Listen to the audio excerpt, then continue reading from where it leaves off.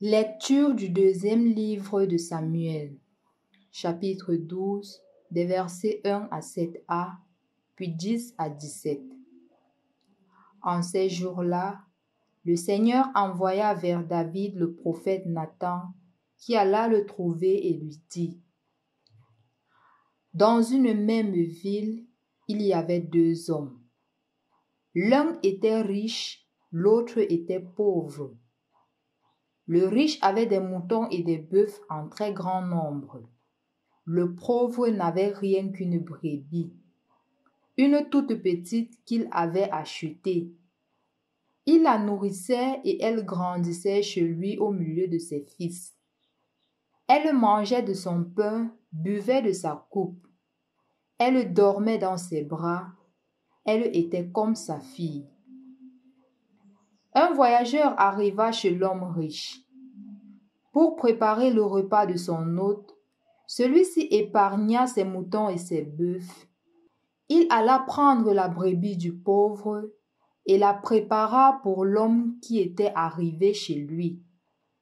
Alors, David s'enflamma d'une grande colère contre cet homme et dit à Nathan: Par le Seigneur vivant, l'homme qui a fait cela mérite la mort. Et il remboursera la brebis au quadruple pour avoir commis une telle action et n'avoir pas épargné le pauvre. Alors Nathan dit à David: Cet homme, c'est toi. Ainsi parle le Seigneur Dieu d'Israël. Désormais, l'épée ne s'écartera plus jamais de ta maison, parce que tu m'as méprisé et que tu as pris la femme d'Urias le Hittite pour qu'elle devienne ta femme. Ainsi parle le Seigneur. De ta propre maison, je ferai surgir contre toi le malheur. Je t'enlèverai tes femmes sous tes yeux, et je les donnerai à l'un de tes proches, qui les prendra sous les yeux du soleil. Toi, tu as agi en cachette, mais moi, j'agirai à la face de tout Israël et à la face du soleil. David dit à Nathan: J'ai péché contre le Seigneur. Nathan lui répondit: Le Seigneur a passé sur ton péché, tu ne mourras pas. Cependant, parce que tu as bafoué le Seigneur, le fils que tu viens d'avoir mourra. Et Nathan retourna chez lui. Le Seigneur frappa l'enfant que la femme d'Urias avait donné à David, et il tomba gravement malade. David implora Dieu pour le petit enfant. Il jeûna strictement, et quand il rentrait chez lui, il passait la nuit couché par terre. Les anciens de sa maison insistaient auprès de lui pour qu'il se relève, mais il refusa et ne prit avec eux aucune nourriture. Au nom du Père et du Fils et du Saint-Esprit. Amen. Abraham Maslow disait que l'homme est un éternel insatisfait. Quand on rentre dans le livre de la Genèse, on voit que le Seigneur avait tout donné à Adam et Ève. Tout, ils avaient tout. Et on leur avait tout simplement dit que vous pouvez tout consommer, excepté le fruit là qui est au milieu du jardin. Ne touchez pas. Ils avaient tout.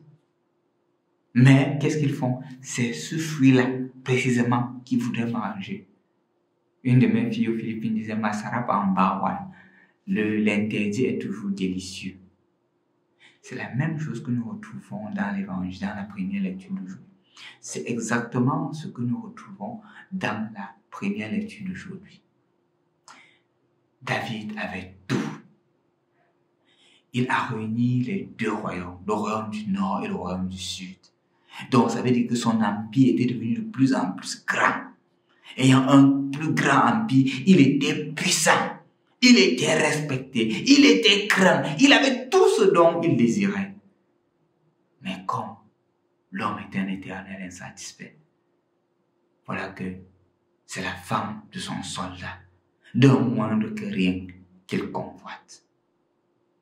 D'un moindre que rien qu'il convoite. Chers frères et sœurs dans le Christ, c'est parfois facile de se mettre à critiquer l'autre, de se mettre à juger l'autre, sans toutefois se mettre à sa place. Ici, deux sentiments sont mis en avant. Le premier sentiment qui est mis en avant dans l'évangile d'aujourd'hui, c'est justement de se demander qu'est-ce qui pousse à ce que nous soyons toujours des assoiffés. Des assoiffés de toujours vouloir plus, de toujours vouloir plus, malgré tout ce que nous avons. Et ça vient justement du fait qu'on est incapable de regarder les bénédictions que le Seigneur nous accorde. On est toujours en train de se plaindre, toujours en train de dire que je n'ai pas ceci, toujours en train de dire que je n'ai pas ceci. Et c'est ce qui guette la majorité d'entre nous.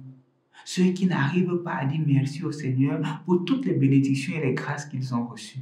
Ils sont toujours en train de se plaindre. Je n'ai pas ceci, je n'ai pas cela. Mais est-ce que tu dis merci pour ce que tu as?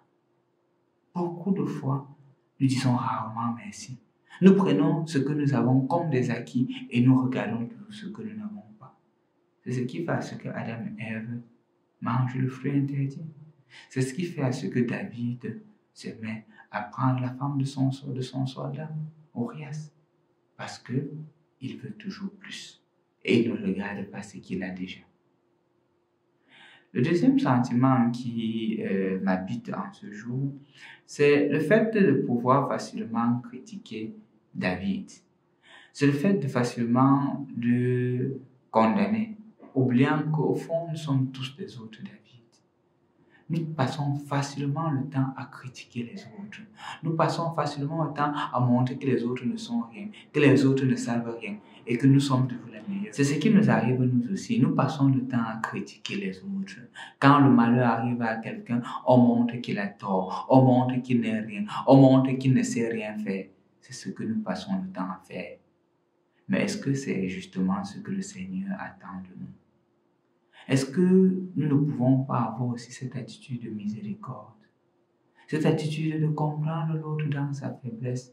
Et justement, quand nous serons appelés à prendre des décisions, que nous prenions toujours sur la base de la miséricorde. Parce que d'une manière ou d'une autre, nous sommes tous des David. Nous disons de belles paroles, mais dans notre vécu, c'est le contraire. Et la solution, c'est justement de pouvoir pardonner à autrui, de pouvoir pardonner. Pouvoir jeûner sur nos manquements et de voir les autres avec un regard de miséricorde. Je voudrais prier pour toi et pour moi aujourd'hui que l'expérience de David que nous avons écoutée aujourd'hui soit la nôtre, pas l'expérience de l'autre. Que nous ne puissions pas d'abord penser comment est-ce qu'on colle ça aux autres, mais que nous puissions nous demander à l'intérieur de nous-mêmes, ne suis-je pas aussi parfois ce David-là qui cherche toujours à détruire et jamais accepter ce que le Seigneur me donne? Ne suis-je pas aussi celui-là parfois qui passe le temps à critiquer comme David l'a fait? Je vais condamner cette personne, je vais le tuer. Au fond, nous sommes pires que celui-là. Demandons au Seigneur la grâce d'une conversion, la grâce d'une conversion réelle, effective et efficiente. Au nom du Père, et du Fils et du Saint-Esprit. Amen.